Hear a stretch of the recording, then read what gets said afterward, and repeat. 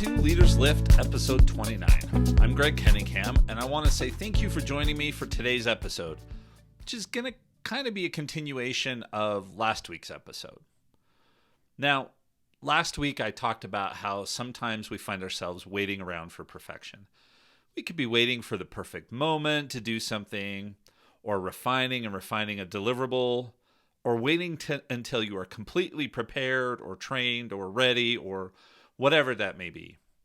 Now, these are just some of the phrases that are a manifestation of us sitting around and waiting for perfection in some way, shape, or form. And maybe it's a little bit of procrastination too. Now, there are absolutely times when waiting for just the right moment is critical. Say, jumping from a speeding train car that is racing towards the bridge that has just been blown up. And on the flip side, I don't think you want to just jump blindly. You should probably wait until you're out of the tunnel to try jumping off the train. But since most of our lives do not parallel the latest spy or action movie, maybe we should think about how often we find ourselves waiting for the perfect moment, and is that the best thing to do? So what I'd like to talk about today is being more flexible in deciding when to take action. For today's discussion, I'm going to use the phrase good enough is good enough. So stick around. Now, before I get into the topic, just remember to like, share, follow, subscribe, do all of those things because that really helps get the word out about the podcast. And check out my website, Mountain Eagle Consulting, and the show notes for other great resources. Now, let's talk a little bit of story time here. Recently, I turned in a deliverable for a client. I don't know if this is really a story, just more of an experience, but I had a deliverable that I needed to turn in for a client. I had spent a lot of hours working on it, and it was a strategic document, and it ended up being a pretty long presentation. Now, that was intentional. I mean, normally I wouldn't want to turn in a 30-slide presentation, but there was a lot of information, and this was intended to be a jumping point for a lot of conversations, a more refined strategy document, and it was also kind of a project plan all put into this one presentation. I knew this wasn't going to be the final. This was just an educational opportunity to get things going, but I kept putting off sharing it and kept putting it off and putting it off. Now, I really should have shared it much, much earlier so I could get started on the next iteration, which always was the most likely outcome. I mean, we rarely get to turn one thing in and it's perfect and there we go, even if we try and make it that way. It wasn't wasted effort because the work was needed, the research, the details, all of that information needed to be in there to help educate my client. But if I hadn't been trying to make my first pass perfect, I could have gotten input and started making changes sooner. Now, it's not a big deal, but if I had been completely off track and had to redo everything, I could have found myself starting over. That would have been a waste of time for me and a waste of time and resources for my client. So I probably should have moved sooner. Now, that didn't have a major impact, but it could have. And in addition to this experience, I want to talk a little bit about what I found when I was in product management. Now, when I got hired to be a product manager, I had no real formal product management experience, so I didn't have a way of doing things.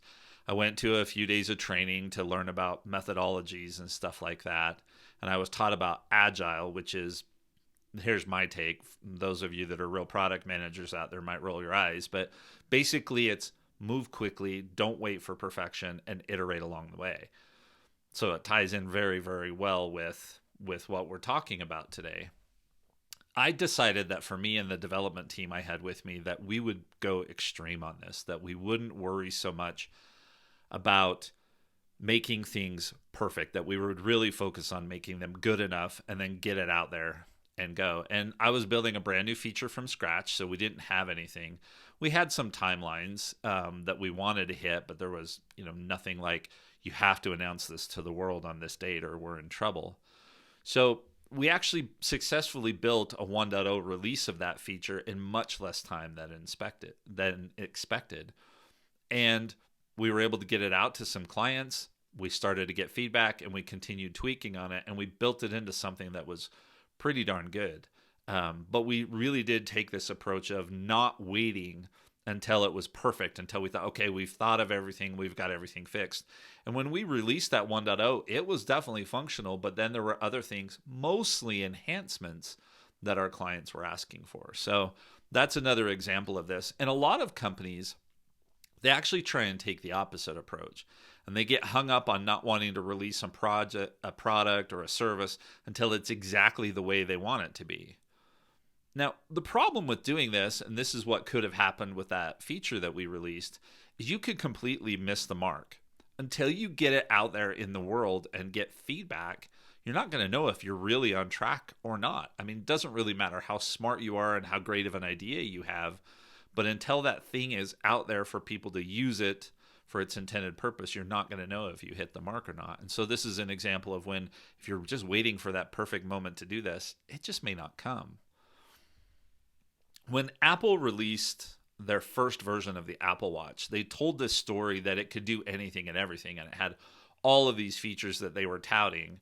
And it was like they were throwing a whole bunch of things at the wall, meaning its consumers, and seeing what stuck. And that's kind of what they did, but they got it out there and let people start using it. And what ended up sticking were fitness and health-related features. And you'll see that they've doubled and tripled and quadrupled down on those types of things since they released that original Apple Watch, and just kind of progressively added more and more of those features into the mix. Now, there are still other things that it can do, and they refine those as well. But that's really where it's become important. So the lessons we should take from all of these stories is that waiting to get something perfect doesn't necessarily get us where we think it's going to, and that maybe there's a better way to handle these types of situations. So one of the things I just want to discuss briefly is when I say good enough is good enough, what do I mean? I don't mean settling. I don't mean whatever happens, happens. I mean something like you got to jump from the train after the tunnel, but before the ravine. Now, again, since we're not in a spy movie, we got to try and relate that to real life. I also mean avoiding things like overthinking something, because generally what we do when we overthink it is we overcomplicate it and try and do too much instead of going simple and getting things out there. Good enough could mean that I have enough information, knowledge, or training, or that there are enough planets aligned, maybe not all of them, but there are enough of them aligned that I have a reasonable chance of success. And sometimes good enough may also mean that this is as good of an opportunity as I'm going to get. It may not ever get any better, and so I need to take advantage of it. Now, here are a few things that I want you to think about. So if I'm talking about times when I'm going to procrastinate or when I'm waiting for that, I may say things like, once I have a little more experience, or once I have more money saved up, or I just need to review it again, or I just need more information. So those are some of the phrases that indicate we're really trying to wait for perfection and figure out what we're doing. Now, if we're going to say good enough is good enough, we may turn those phrases around a little bit, and we may say things like, instead of once I have a little more experience, I could turn that into, I have enough experience to get started, and I'll learn along the way. Once I have more money saved up can turn into, I don't have quite as much as I wanted, but if I make some changes, it's sufficient. I just need to review it again turns into, I'm going to get feedback no matter what, so I'm going to turn it in, and I'll continue to refine it as I need to. And I just need more information turns into, I have enough information to get started, and I'll fill in the blanks as I go along. And then a few other thoughts that might help out with this concept of good enough is my plan is good enough to get started. Just remember that anytime you make a plan, as soon as you get started, you got to refine it anyway. So trying to get it perfect just isn't going to work. Another one may be my strategy is good enough, and I'll refine it as I go. And I already talked about this one a little bit, but the timing is good enough, and I can make it work. So those are some of the flip around of those phrases that say I'm waiting for perfection, and then turning it into a phrase that says, you know what, I'm just going to go with good enough is good enough. So I hope you understand now what I mean by good enough is good enough. There's nothing in here that says I'm settling. It says, oh, this is a terrible situation, but I'll just have to make do with it. That's not what I'm talking about. I'm talking about taking the little wins that you have in front of you at the moment and saying, I can work with these to get where I want to go, versus waiting for everything to come together like we all hope it will, and it just never really does. Now, some of you are probably saying, yeah, that sounds great, but I have no idea how to overcome these perfectionist tendencies or this desire to have everything aligned before I jump in. So let's talk about how we get to the good enough is good enough from where we are today. So first and foremost, I think you need to identify what matters most. Now, in jumping from the train, not to keep going back to the Spire action movie, but in jumping from the train, I want to jump when I have the least chance of dying, right? There's probably never going to be a great opportunity to jump from a moving train unless you're a Navy SEAL or something like that. But I want to jump when I have the least chance of dying, okay? That's what matters the most to me. And so then you can figure it out from there instead of waiting for the perfect opportunity. The other thing we really need to think about is simplifying and identifying where you might be overthinking things. That's one of the biggest problems that I think I have, is that when I'm laying out a plan or a strategy or something like that, and that probably contributed to the 30-page deck, if I'm really honest about it, is that I'm overthinking things and putting too much into it rather than simplifying, right? Now, I know that for this next iteration of this slide presentation, which I totally expected to happen, that I've got to simplify it in order to take it to an executive audience. So that's fine. I'm going to take all of that detail and break it down and simplify it into something that's much more consumable. So think about, how can I simplify and where might I be overthinking things? Now, I've talked a lot about having plans in the past, and you still need to have a plan, but the plan needs to allow you to adapt as you start moving. Think about agile software development, right? I'm going to release a version 1 and then I'm going to adapt as I go, right? I'm not going to wait until everything's perfected to get it out there. Having a plan that says, yes, I've got some ideas of where I want to go, I know what the plan is, but there's enough flexibility in there for us to adapt, also helps us to deal with fear and risk, right? I talked about this several episodes ago, but sometimes we don't move forward because we're afraid or we don't want to take on the risk. And having a plan that's flexible and accounts for some of the likely scenarios will help us overcome that fear and be able to mitigate the risk. And one other thing associated with this, when we have a plan and we start to move forward, is we should be always reminding ourselves that most actions and decisions we make, they're not final. Now, there are some extreme things you can do that are pretty final, but most of the decisions we are going to make, most of the steps we're going to move forward, most of the actions we take, they're not going to be final.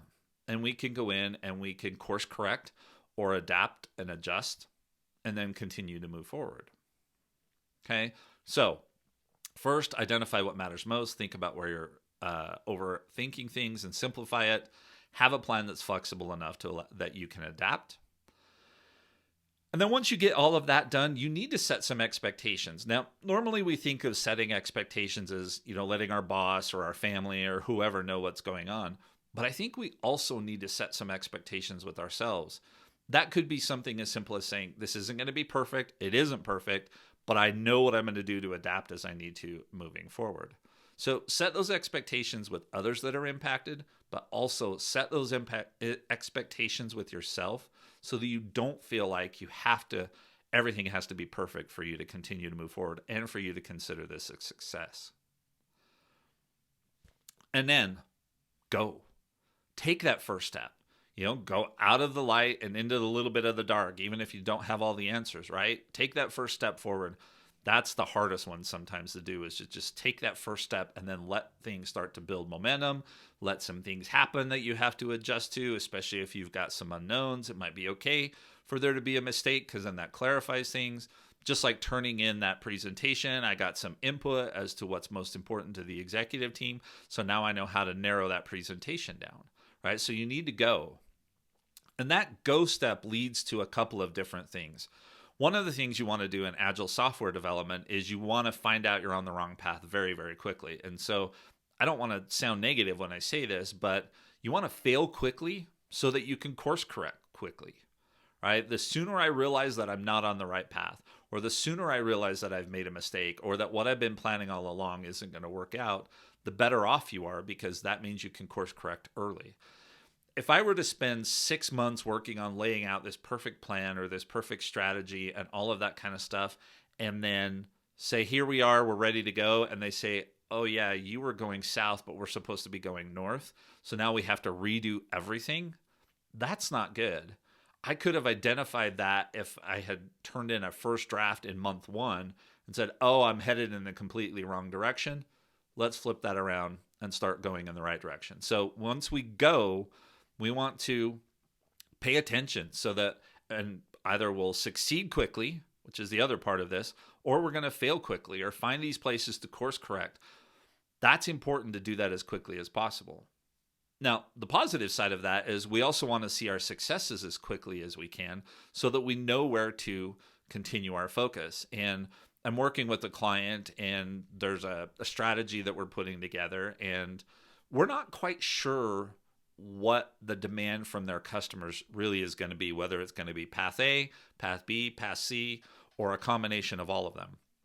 And one of my conversations with my client is that we need to at least start down all 3 of those paths, right? Sooner rather than later, rather than waiting till next year or the end of next year or sometime in the future, because we want to start down all 3 of those paths as quickly as possible, because we could get down path A and realize, wow, everybody really wants path A. So now we need to shift resources from path B and path C over to path A, right? Or it could be, you know what? They don't want any of these. They want something completely different. So we want to either know that these 2 paths are bad and that this one's good, right? Or know that they're all good. So that's the fail quickly or succeed quickly, because no matter which one it is, whether you find out you're on the wrong path or whether you find out on the right path, that allows you to continue to adapt your course and to focus where it makes the most sense to focus. Like I share in almost all of my episodes, knowing when to act or move forward or when to wait is something we should be deliberate about. We shouldn't leave it to chance and just go, jump, and figure it out along the way. But we should be aware that waiting for that perfect moment, it may never come. So if we're stuck in this, I'm waiting for the perfect moment, we've got to embrace this theory of good enough is good enough. And if I'm the type of person that just jumps and figures out along the way, maybe that's the time where I need to learn to wait and be a little more patient and figure at least a few things out and get to the good enough is good enough point before I start moving things forward. In most key things in our lives, we'll probably never know enough, have enough experience, be completely prepared, or have a perfect deliverable. So why wait around for that? Why set that expectation for ourselves? Figure out what good enough means for you in a particular circumstance, and then go for it. And just to reiterate, how do we get there from here? Identify what matters most. Think about simplification and eliminating overthinking. Have a plan that's flexible. Set expectations with yourself and others, and then go.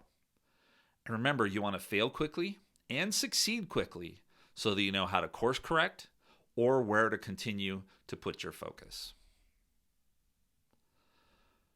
Well, that's it for this week. Thank you for sticking with me to the end. I know this is a little shorter episode, but hopefully it's a good message. Just don't forget, do all the things. Share, like, post, review, send me feedback. Love to have that. And until next week, figure out something you've been waiting on that might just be good enough and take that first step. And then share that experience with someone else in your life so that they can find the courage to do the same thing. Thank you.